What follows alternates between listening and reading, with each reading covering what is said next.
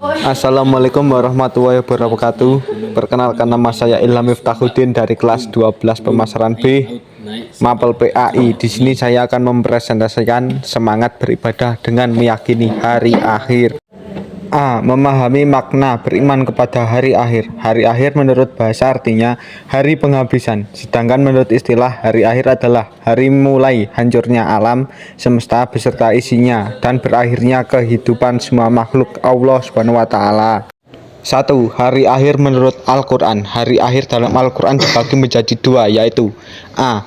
Kiamat sugra atau kecil. Kiamat sugra adalah peristiwa datangnya kematian bagi semua makhluk termasuk manusia yang bersifat lokal dan individu. Mereka yang telah mati mengalami kehidupan akhirat disebut alam barzakh dengan arti dalam yang menjadi batas antara dalam dunia dan dalam akhirat.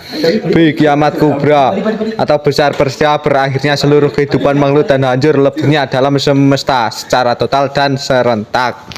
2. Hari kiamat menurut ilmu pengetahuan. A. Menurut geologi, bumi beredar karena adanya daya tarik matahari terhadap bumi berkurang.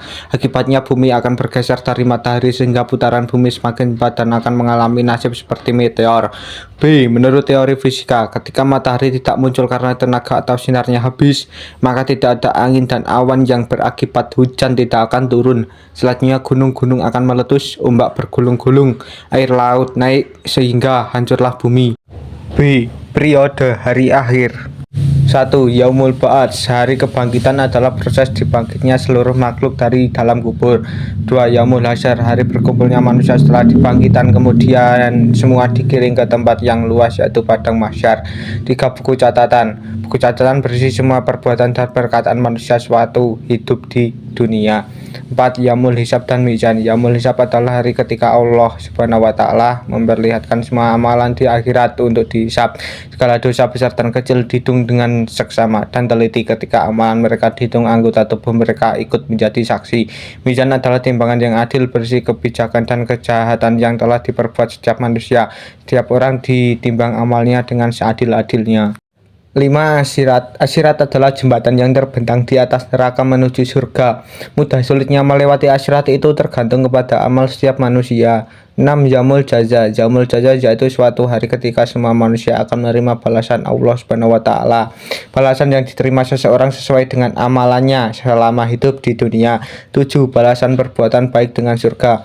Setelah seluruh manusia dihisab dan melalui timbangannya, mereka diberikan balasan yang sesuai dengan amal perbuatannya. 8. Balasan perbuatan buruk dengan neraka. Orang yang selama hidup di dunia lebih banyak mengerjakan perbuatan jahat, maka akan menerima balasan yang jahat pula.